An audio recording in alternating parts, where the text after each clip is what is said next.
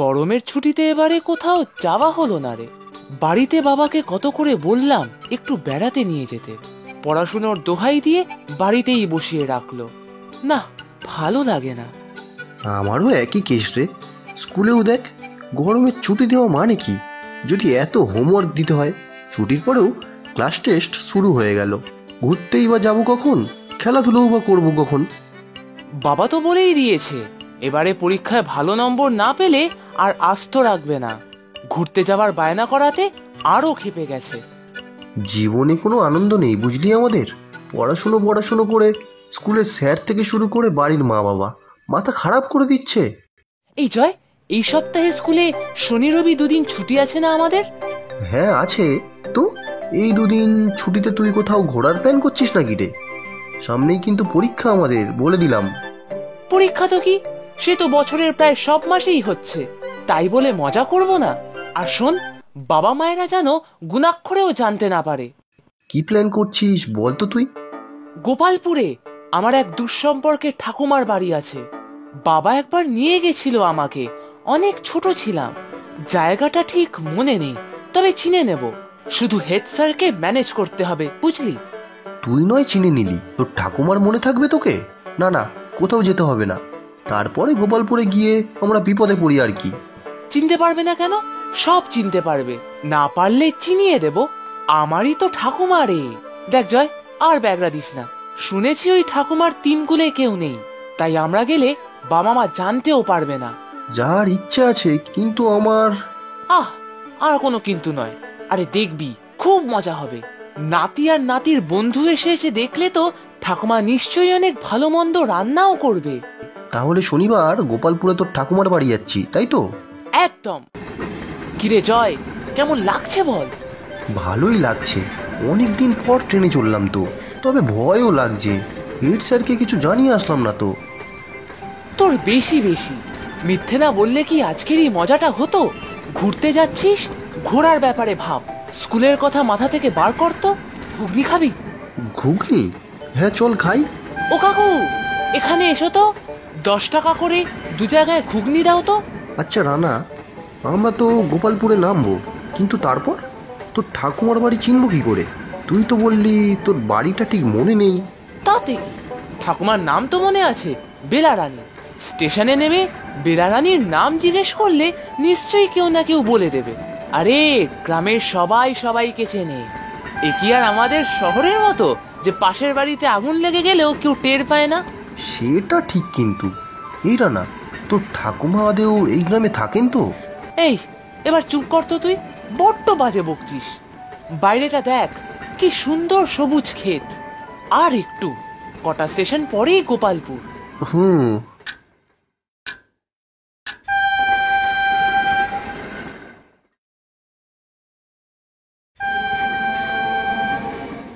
আহ, অবশেষে গোপালপুরে এসে পৌঁছালাম।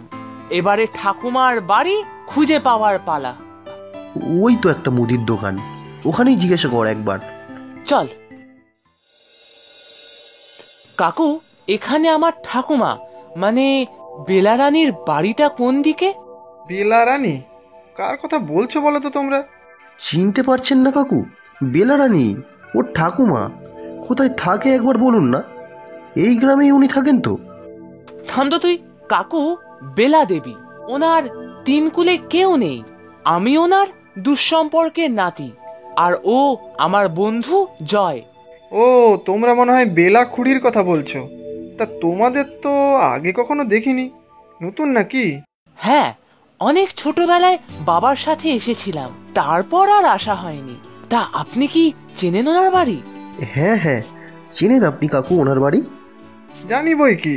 তোমরা দুজন সোজা চলে যাও, বাঁ হাতের গলিতে ঢুকে ডান হাতে যে বাড়িটা দেখবে সেটাই বেলা খুড়ির বাড়ি। অনেক ধন্যবাদ কাকু। চল জয়, দেখলি তো ঠাকুমার বাড়ির খোঁজ ঠিক পাওয়া গেল। গ্রামের সবাই সবাইকে চেনে। চল চল। ঠাকুমা, ঠাকুমা, দরজাটা খোলো। ও ঠাকুমা।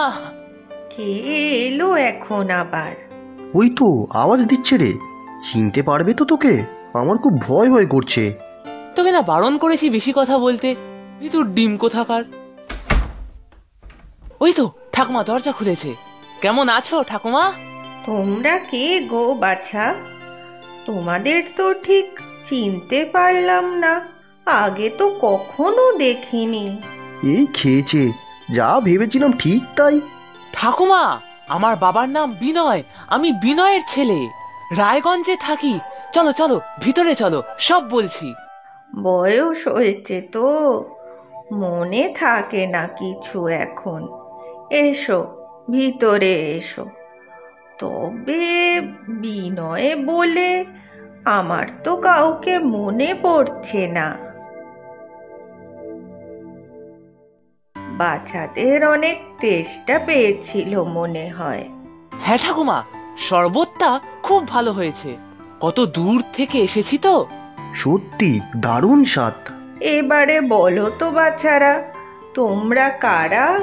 ঠাকুমা, আমি তোমার ভাইপো বিনয়ের ছেলে, আর ও আমার বন্ধু। আমি নয় অনেক ছোটবেলায় এসেছিলাম, কিন্তু আমার বাবাকে তো তুমি চিনতে বলো। সেটাই তো মনে পড়ছে না, বয়স তো আর কম হলো না। খুব একটা কেউ আসেও না আমার কাছে, আপনজন বলতে কেউই নেই। এক দুঃসম্পর্কের ভাইপো ছিল, সে মাঝে মধ্যে খোঁজ খবর নিত, কিন্তু তার নাম তো বিকাশ, কিন্তু সে তো... ধুর ঠাকুমা, তোমার কিচ্ছু মনে নেই, সে পরে তুমি মনে করো। এখন আমাদের কিছু খেতে দাও তো, খুব খিদে পেয়ে গেছে। ঠিক কথা, চিনতে পারি আর না পারি, নাতি বলে কথা। দুপুরবেলা এসেছো, ভালো মন্দ না খাওয়ালে হয়? তোমরা বসো বাছা, আমি আসছি একটু। বিনয় বলে আমার যে কোনো ভাইপো আছে, কেন যে মনে করতে পারছি না। ওরা যখন বলছে, তখন তো নিশ্চয়ই কেউ আছে। এই রানা, তুই ঠিক জানিস তো এটাই তোর ঠাকুমা? উনি যে কিছুতেই মনে করতে পারছে না তোদেরকে। বুঝতে পারছিস না, ঠাকুমার বয়স হয়েছে, তাই মনে করতে পারছে না। বয়স হলে এমনটি হয়, বুঝলি? এরপরে বাড়িতে গেলে বাবাকে বলতে হবে ঠাকুমার খোঁজ নিতে। সেই ভালো, এখন চল রান্নাঘরে, দেখি তোর ঠাকুমা আমাদের জন্য কি রেঁধেছেন। যাবি? চল যাই, খুব খিদেও পেয়ে গেছে। আগে তো জানতাম না তোমরা আসবে, তাই বেশি কিছু করতে পারলাম না। একটু লাউ চিংড়ি করেছি, মানকচু বাটা আর কাতলা মাছের ঝাল করেছি। এত খাবার ঠাকুমা তুমি এর মধ্যে করে ফেললে?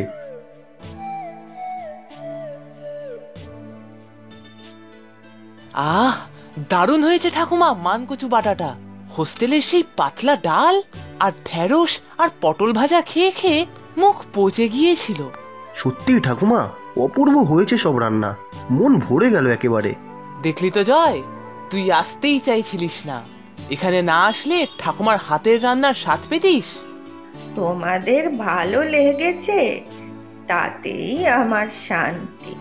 কতদিন পর বাড়িতে অতিথি এলো, খুব খুশি হয়েছি। তোমাদের খাইয়ে মনটা ভরে গেছে। কাল বিকেলে লুচি আর আলুর তরকারি খাবো কিন্তু।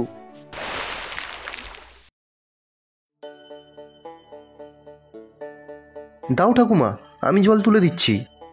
না না, ও আমার অভ্যেস আছে, সকালে ময়দা মেখেছি, লুচি ভেজে দেব। লুচি সাথে সাদা আলুর তরকারি করবে গো ঠাকুমা? করবো তো, আমার নাতিরা খেতে চেয়েছে বলে কথা। খাও খাও, আরো লুচি দেব। জনাইয়ের দোকান থেকে জিলিপিও আনিয়েছি, পেট ভরে খাও। ঠাকুমা তুমি খাবে না? আমাদের সাথে তো তুমিও খেতে পারতে।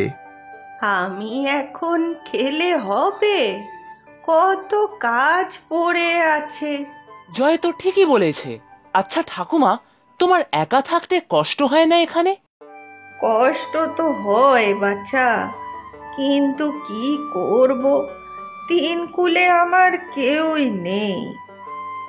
আহা, কতদিন পর আমার বাড়িতে কেউ এলো, আমারও খুব ভালো লাগছে। বাবাকে বলবো তোমার যেন খোঁজ নেয়। এই দেখো না, তুমি তো আমাকে ভুলেই গেছো। কিন্তু ঠাকুমা, আজকে দুপুরে আমাদের চলে যেতে হবে। সন্ধ্যের মধ্যে হোস্টেলে না পৌঁছালে হেড স্যার খুব বকাবকি করবেন। হ্যাঁ গো ঠাকুমা। ও মা, তাই নাকি? কিন্তু আমি যে ভাবলাম দুপুরে তোমাদের জন্য পটলের দোলমা বানাবো চিংড়ি মাছের পুর দিয়ে। এখনই তোমরা চলে যাবে? এক কাজ করো না ঠাকুমা, তুমি পটলের দোলমা বানিয়ে দিয়ে দাও, আমরা ট্রেনে যেতে যেতে খাবো। সেই ভালো।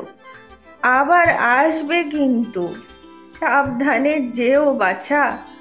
আবার এসো তোমরা। আসছি গো ঠাকুমা, তুমি চিন্তা করো না, আমরা আসবো আবার। তখন তোমার হাতের অনেক অনেক রান্না খাবো। হ্যাঁ ঠাকুমা, আজ আমরা চলি। সাবধানে যেও বাছা। আবার এসো তোমরা। তুমি কেঁদো না ঠাকুমা, আমরা আবার আসবো। বাবাকেও নিয়ে আসবো, দেখো। আমি জানি তোর বাবা এখানে আসবেই না। কেন ঠাকুমা? বাবা দেখো ঠিক আসবে। তুই যে ঠাকুমার খোঁজ করছিলি, সে আমি নই, আমি নই। আমি আগেই বুঝতে পেরেছিলাম, তবে এত দিন পরে কাউকে পেলাম যারা আমাকে ঠাকুমা ডেকেছে। তাই তোদের ভুল আমি ভাঙাতে পারিনি। মন চায়নি যে তোরা চলে যাস। সত্যি ঠাকুমা, তুমি সব জেনেও আমাদের এত যত্ন করে খাওয়ালে। তুমি এখন থেকে আমাদের ঠাকুমা। সত্যি গো ঠাকুমা, তুমি দেখো আমরা ঠিক আবার আসবো। বেঁচে থাক বাবারা। আজ আমার দুজন নাতি হলো। কয়েকটা দিন বেঁচে থাকার জন্য আবার রসদ পেলাম। প্রচুর সঠিক উত্তরদাতাদের মধ্যে থেকে আমরা বেছে নিয়েছি 10 জনের নাম। গল্পের নাম গরিব দিদির রান্না। নামগুলি হলো সারিকা কাজল, টাঙ্গাইল কালিহাতি বাংলাদেশ থেকে; ফাতেমা ইসলাম মুসাইবা, ব্রাহ্মণবেড়িয়া বাংলাদেশ থেকে; সুমনা টুডু, হুগলি পশ্চিমবঙ্গ থেকে; সায়ন আদিত্য চৌধুরী, উদয়পুর ত্রিপুরা থেকে; লক্ষ্মী মুখার্জি, ডিহি ভুরসুট, হাওড়া পশ্চিমবঙ্গ থেকে; ডক্টর নাসিবা জান্নাত শ্যামা, জামালপুর বাংলাদেশ থেকে; সাথী পাঁজা, আরামবাগ হুগলি পশ্চিমবঙ্গ থেকে; মর্জিনা বেগম, বিশালগড় ত্রিপুরা থেকে; সুমাইয়া দেওয়ান, টাঙ্গাইল বাংলাদেশ থেকে; তাশিদ হায়াত, ময়মনসিংহ বাংলাদেশ থেকে। আজকের প্রশ্ন, রানার ঠাকুমার নাম কি ছিল? তোমরা প্রশ্নের উত্তরের সাথে নিজের নাম আর কোথায় থাকো সেটাও লিখে জানাবে কিন্তু।